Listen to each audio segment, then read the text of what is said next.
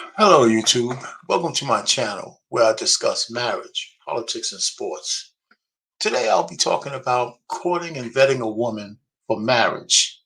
This one is geared primarily for men.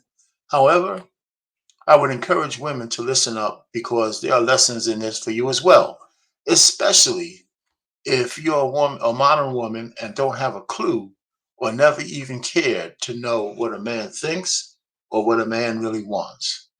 So before I get started, let me set the stage. Okay, so setting the stage for men, right?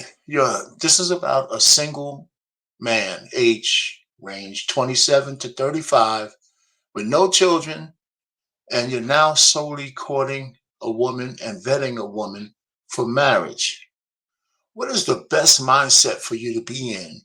And what kind of action must one take? And so I've come up with 10 thoughts and actions that just kind of popped in my mind and I think will be beneficial to any married man actually trying to court and vet a woman, in the future. So there are several questions you should ask yourself to determine the mindset of your prospective partner. Do not bring this list to a date, any date, first, second, or third. This is something for you to use as a tool as you go through your courting process. Have some discernment on how much of this information you try to get out of your prospect at any one time. So don't try to do it all at once. Please keep in mind that this is not an exhaustive list, but it's probably likely that you'll find this some of my elements on any list. So I have some non-secular element, and the rest of them are in the secular world, but the non-secular element actually has a corollary for all the rest of the items that I have on my list as well. So, without further ado, let's uh let's get into some definitions. Okay, so I'm gonna do that for you. All right, definitions. Okay, first, vetting. A lot of people hear that term. I'm not so sure. You can see it on the screen. I'm not so sure everybody knows what it means, but what is it to vet? Right? Vetting is a process thoroughly investigating an individual, a company, or other entity before making a decision to go forward with a joint project, partnership, or marriage. Right? That kind of makes sense, right? And so, what is a courtship? Well, courtship is usually a pre-matrimonial period where the couple gets to know each other and engage in a romantic relationship. This is different from what we use as a euphemism for like dating. On the other hand, dating is a casual affair. That's why I don't really believe that people can really cheat in dating because you're not really serious. You're just wasting time with a person unless you elevate it to courtship. Okay, so dating partners may not even get into a real relationship and they end up breaking up over time anyway.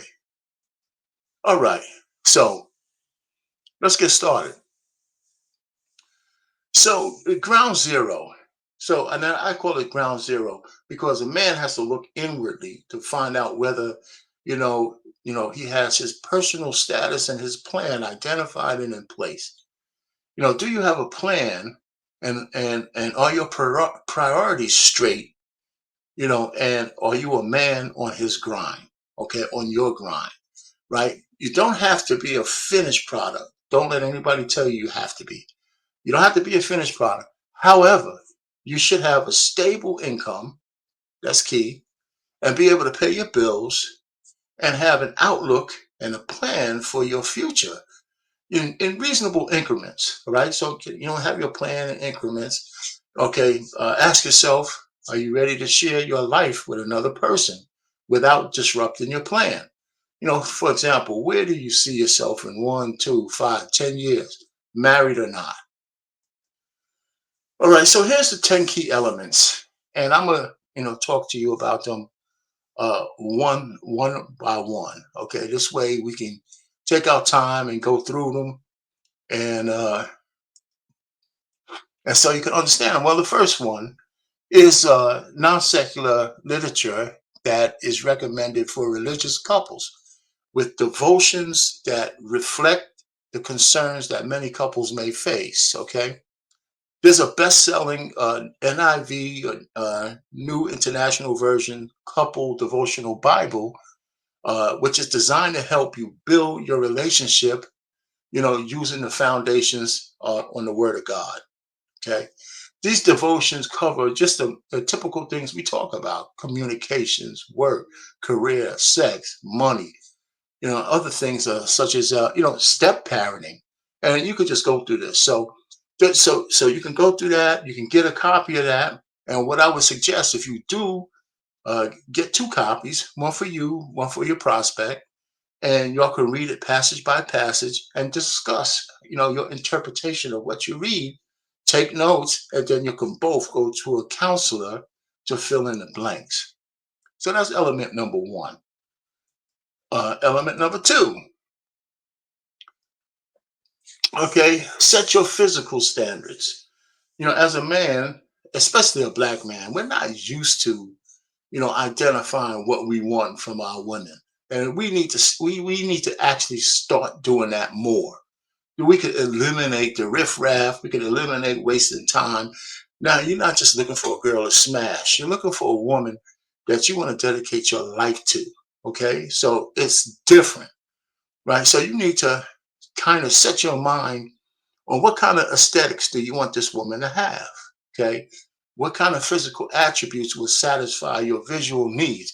Now, don't come around saying you need a 10 when you're only a 5 yourself. That's ridiculous. So you got to look for what you're qualified for and maybe shoot for a notch above that and see where you land. There's nothing wrong with that. But just don't delude yourself that you're going to be walking out with, Kelly Rowland or Beyonce.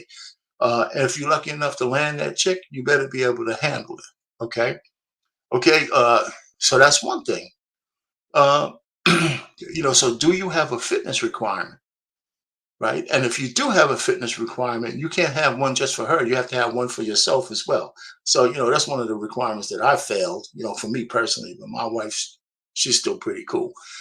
So she gave me a pass, but I'm working on it. Okay. The other questions you may ask is, do you have problems? You could ask your prospect. You could ask your girl, do you have problems with your natural hair, your natural eyelashes, your natural body contours? Do you have any real physical insecurities that will hurt you in the future? Because it seems like a lot of black women are so insecure about their family. Now, this could be the echo chamber that we see on Instagram and TikTok, and all the women look the same, whether you're 304 or a good girl, they all had the lace fronts and all that horse shit on. And, but do you want to marry a woman who's hiding behind a mask? For whatever reason. So if that doesn't concern you, then don't worry about it. But if it does, you got to get that straight. You want to know what your woman looks like underneath all that crap. Okay, so that's one thing. So element number three, what emotional characteristics are you looking for in a woman? Okay, does she maintain a cordial frame even under stressful circumstances? Does she fly off the handle because, her food order is wrong? This is just one example, but is it indicative of whether her behavior will embarrass you or please you in public? Take note how she responds to you when, you misspeak or you make a mistake. Does she get so angry that her anger is unmanageable and it lingers forever? Can you live with something like that? You have to determine whether you can live with that. Also, is she feminine in her actions and her conversation? Femininity is a characteristic that can be defined and observed. So you got to use your observation skills with this one, okay? So you need to find out whether her femininity is real or is she playing as a chameleon. All right, just a scenario. You need to, so time will help you that, because sooner or later, a woman always reveals, a person always reveals what they really are. All right, so this one you must use, like I said, your powers of observation. Femininity does not necessarily have to be soft spoken, but it does have to be respectful in public spaces in order to help determine how her interactions are with you and other people, right? So what's next? Okay, dating the woman you are vetting, courting and vetting for marriage, right? So we already distinguished that dating is a little bit different than courting, okay? So I tell you, brothers, listen, pay for the date. Pay for the dates, man. This is not some woman that is gonna be a bust down. You're supposed to like this woman. You want to take care of this woman. You want to be married to her. So don't be giving no shit over a couple of meals. Okay? Just pay for the date. Right? So I'm old school that way, but everything is old is new again, especially if you're serious. Okay? She's gonna be your lifetime mate. You can't have a problem paying for a couple of meals. Now you don't have to take her to Roof Chris on the first, second, or third date. However, she shouldn't have to have, even if she has the money, she doesn't have to be digging in her pockets to help go 50-50 with your stink ass. All right. So listen, just forget about all the stuff that people say in the stupid manosphere and all that stuff. This is a woman you want to marry and you want to provide for her for a lifetime. And a couple of dinner dates that you pay for is not going to hurt you. Okay. So, element number 5. Okay, what is her sexual biorhythm and is it compatible to yours? Right? You need to know that. Okay, a lot of guys, a lot of men marry women, they don't ever talk about sex, they just do it. So what is her battle rhythm and is it compatible to yours? Once again, this is not a discussion for the first date. Let's just say you're already courting, you're already sexual active with each other, and so you must be clear to this woman that if you're going to take it to the next step, she has to understand in a monogamous marriage, she's going to be your only conduit for sex. You must be unequivocal in this area, right? You have to actually discuss whether she understands that sex is one of her obligations to you and it must not be used as a weapon or a reward, right? So that's something need to talk about. And if you're one of these squeamish cats about body count, please don't ask her what her body count is. She's gonna lie to you, and even if she doesn't lie to you, you're not gonna believe her, right? Okay. So what you really need to do is feel the spirit of your prospects. Feel the spirit of your woman. How does she move? Who are her friends? Right? Just as you can tell a gigolo from an incel, you have to be able to tell a 304 from a woman, who has some virtue left, right? Somebody who's at least, guarded her womb and didn't make stupid, excuses on why she let some asshole shoot up the club, right? So listen, so it is critical here that you must be able to pair bond with her and she must be able to pair bond with you. All right. So you got to know whether her lovemaking and your lovemaking can transition from all transactional to a validational love, a validational sex, where y'all have sex because y'all love each other, because you want to do it, not because you're giving her trinkets. All right. So, and then element six, element 6, the 50-50 scenario, the financial discussion. First of all, we got to get rid of the term 50-50 and discussing finances and how we're going to take care of the household. There's no such thing as 50-50. In your relationship, you give 100%, I give 100%. And it's not only money, right? It's everything that we have to make the relationship work, right? So in the modern era, it's generally accepted by every other race. And it seems like it's crazy in this manosphere or this echo chamber with black people that somehow women working and men working to secure a household is something only black people need to do. Everybody needs to do that unless you're an exceptional person that can take care of everything, right? So listen, so no matter what, you still as a man have to provide your 4 P's of provision, problem solving, procreation. and protection. Okay, just the mix changes depending on how much money your wife makes. Okay, however, if your wife is working 50 hours a week, you're working 50 hours a week. The traditional roles, gender roles, have to bend. You have to bend because she has to bend, right? And if you're lucky enough to be able to pay all the bills and everything, where she can stay home with the children, right?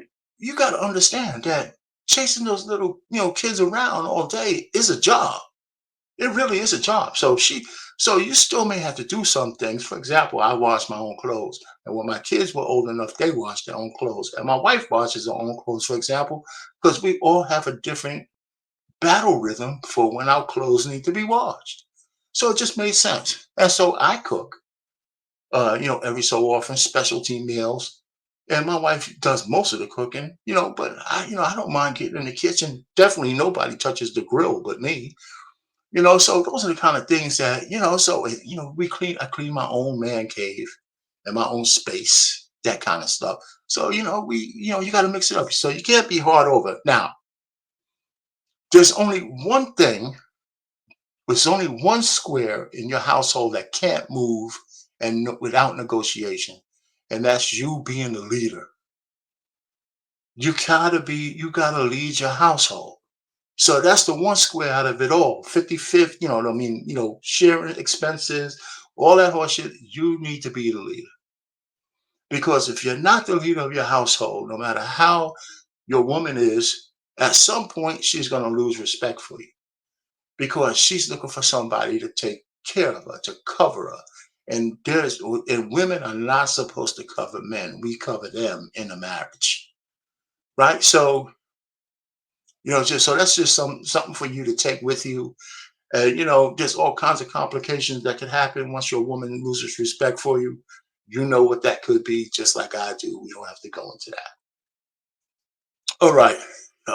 Key element number 7: the stepdaddy. To stepdaddy or not to stepdaddy. Okay. Now, if you're a single man with no children, I would never advise you to marry a woman with children. Never. And especially if she has more than one and has, multiple daddies. Don't do it. Go still keep looking till you find a single woman with no kid and create your own legacy. Now, I'm not saying there's anything wrong with that woman. She should be better off finding a man with kids so they can have something in common and they can have a blended family. You need to look to start your own legacy. Now, if you choose to marry a woman with kids, and some of you will, it's unavoidable. You have to make sure that you have the authority in your household, not just the responsibility. Because if you go in there with only the responsibility and no authority, you are going to be one miserable son of a bitch. Do you hear me? You're going to lose all kinds of leadership. You're not going to be able to make it through a lifetime of marriage, right? So don't do that. Okay. So here's what I would suggest. If you are brave enough and courageous enough to stepdaddy, take, forgive the woman for all her stupidity when she was young. I'm not talking about widows. I'm just talking about the ones who let some asshole shoot up the club and they ain't around no more. You need to move in with her. She needs to move into your place or apartment, and y'all need to live together for at least maybe 18 to 24 months. Because you need to figure out what that leadership looks like and the discipline looks like in the household with you being in charge with authority and the ability to discipline her kids. Now, I'm not talking about hitting them, right? I don't believe a man should ever hit a girl. But every so often, if she has a son and he bucks up against you at 13 or so, you might have to brace the son of a bitch. You know why? Because you'll be doing it with love. Because most men and young boys need to understand that when they're dealing with other men on the street, there's always a lower level of violence that's there, and they know that they don't. They need to understand that there's lines that they can't cross. So if they cross that with you, at least you can discipline them with love. So you need to know how that experiment works. And then here's another thing That 24 months is not just for you and how you bond with her kid. It's for her. It's for her to get to assimilate to your leadership and authority over her children. She's going to need that too. And if it doesn't work, you got to walk away. You got to walk away. You can't say I do. You just can't say I do. Anyway, on a separate note, if you are married these days and with the modern woman, listen, a lot of people don't know that the modern woman cheats as much or more than men. Let me say that again. The modern woman cheats, and they probably always did, but now we know because they're starting to get more bold. They cheat as much or more than men, and so they say the statistics that up to 30% of the kids born within a marriage don't belong to the father. So just like she knows the kids are hers, you might want to take a paternity test to make sure those kids are yours. It's up to you. You might be into this wishy-washy shit. You don't have to get her permission to do this, by the way. But it's just something to think about. So those kids are yours, and then you can go through a lifetime without any doubt, right? She doesn't have any doubt, and so you don't need to have any doubt either. That's just my take on it. Okay, element number 8, prenuptial agreements. Prenuptial agreement. Listen, and this goes for both of you, but we're talking about from a man's point of view. Now, listen, you have to have a mindset to that a prenuptial agreement is nothing more than an insurance policy against the state that you live in, because every state gives your prospective wife, a loaded gun pointed at your head. And if you have assets, any kind of business, real estate, stocks, bonds, heirlooms from your family or inheritance, once you marry this chick without a prenup, all that shit is on the table. So you gotta, and since 80% of all divorces, pretty much 70, 80% of all divorces is initiated by women, you can't trust even the one woman who loves you today. 5 years from now, she could Tia Mowry your ass and talk about she's not happy, and then take all your money and take your possessions. And once a lawyer gets to them, they ain't just leaving. So you got to have a prenuptial agreement. Now, if you start from shit and she starts from shit, and you don't care, right? If you become a multimillionaire within a marriage, she helped you, she worked for it, then you don't have nothing to say, right? She takes half, you take half, you'll go your own way if you'll split up. All that's fair. But if you lose your hard-earned stuff because you make a mistake without having a prenup to protect your assets. Now, here's 5 things you have to do to strengthen the prenup. Okay, so one, you got to ensure that your spouse and you got to make sure that your engagement. Let me get this right. I'm gonna say it again. At the time of engagement, that's what I'm trying to say. You got to let her know that you want a prenup agreement, or else she shouldn't say yes to your marriage proposal. So your proposal has to be, honey, you know, get on your knees, do whatever the hell. I want you to be my wife, but I have to let you know we got to sign a prenuptial. We need to work on a prenuptial agreement. So if you say yes to this marriage proposal, you have to say yes to the prenup. Now, if she gives you the 2 yeses, then you both get a lawyer. She gets a lawyer, you get a different lawyer, and you'll negotiate an equitable settlement, which is so that's 1, 2, 3, right? You give it to her at the time of engagement. You tell her about it at the time of engagement. You both get lawyers. 3, it has to be equitable. It has to have. You can't try to jip her in the prenup. Then the prenup needs to be signed at least 6 months before the marriage. Just way she can't say she was forced or none of that horse shit, right? And then, and if your woman is not willing to sign the prenup, you don't marry her. Do not marry her if you're really worried about your assets. You can't, you just have to be willing to walk away, and the search just has to continue, you know? So, no tears, none of that shit. You gotta be impervious to all of that stuff. Now, it's easier said than done, I admit it. But listen, you know what? Okay, so element number nine. And element number nine, being married is not a sacrifice. And happiness is not in the wedding vows. You got to talk about that with your chick, right? So there's definition for sacrifice. The first one is an act of slaughtering an animal or person or or surrounding a possession as an offering to God or a divine or supernatural figure. They offer a sacrifice to the spirits is the sentence. The second one is an act of giving up something valued for the sake of something else regarded as more important and more worthy, right? Okay, we must all be prepared to make sacrifices. Now, neither one of those things, the first one definitely, nobody's asking you to kill anybody to be married, right? When you get married, it's not a sacrifice. The second one, you might say, well, I'm giving up something of value for this marriage, but it says something more worthy. That's why you're giving up something else that's value for something more worthy. But let me attack that. What's more valued? Well, let's just kind of break that down when they make more value. What's your career?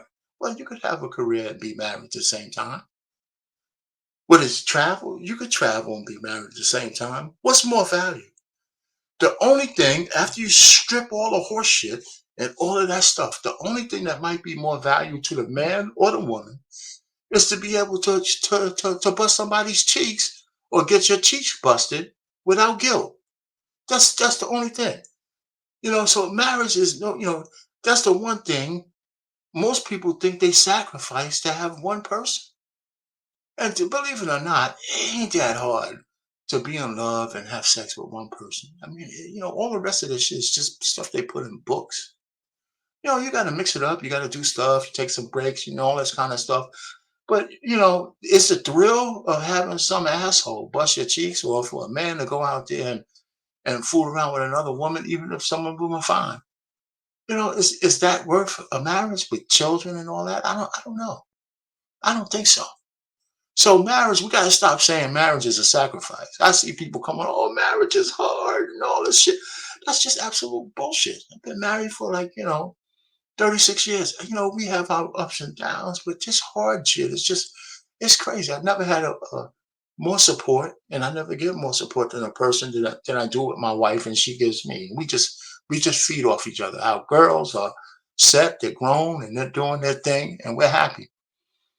Okay, so that's the thing about that. The other part of the conversation is this happiness thing, and this is mostly for women.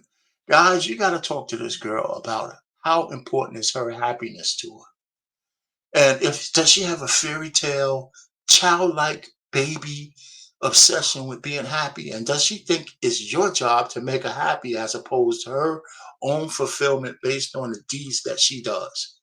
Because if happiness is something that she craves and she needs, and you gotta let her know happiness is fleeting. No matter who you are, you're gonna have up and down periods. And she got, so she have high highs and low lows because of happiness. I wouldn't marry her. I'm telling you, I wouldn't marry a woman who lives off of happiness. We already know that in this era, women crave feeling good and all this bullshit. And if your prospect can't get past the attention and the endorphins, hit for being happy all the time, you're not going to be able to fulfill that. So if you know that going in, you can't marry this woman. You just can't. So and then the last one is, do you want children and how many? Right? So listen, if your woman doesn't want to have kids and you want to have kids, you can't marry her. There's no in between. If you want children and she doesn't want to have children, You can't marry him. That was a big mistake that Reverend Devon Franklin did with Megan Good. She didn't want to be pregnant. She got that nice figure, and there was no way she's gonna let some little bastard in there, take her figure out. So she kept putting him off. So at the 10-year mark, he couldn't take anymore. So, and she told him, she was honest with him. He thought he could change her mind and all this. Listen, if you want to have children, you're gonna have to find a woman who wants children. And then you have to talk about how many. Because at some point, you can't be the kind of dude that just want to keep popping them out and popping them out because it does take a toll on the woman, and it has a certain amount of danger with every birth. So you got to take that to consideration. So that's my 10 elements. You could come up with your own. And that's just the way I look at it. Uh it's a lot of different elements, but it all is part of the courtship. And if you can go through this process when you have your woman and y'all have some things going on, I think that you punch all of these tickets. It sounds like a lot, but it's not. You know, uh, your marriage can be a successful one. I know guys like the lead attorney say, if you get 10 years out of it, you're good. Nobody wants to get married just to be together for 10 years. When you decide to get married, you've got to be thinking about doing it for a lifetime. And when you put the protections in there, like a prenup and the discussions before you get married, it shouldn't be as hard as people keep saying, but you have to also stay away from the negative people. Okay? So that is my take on it. I hope this helps you. And listen, please like, share, subscribe, and give me some comments. I think that I hit upon some good stuff on this one. And you gotta love the thumbnail. You just gotta love the thumbnail. I like the thumbnail. You gotta like the thumbnail. Anyway, hey, marriage, politics, and sports are pain over and out. Have a good day.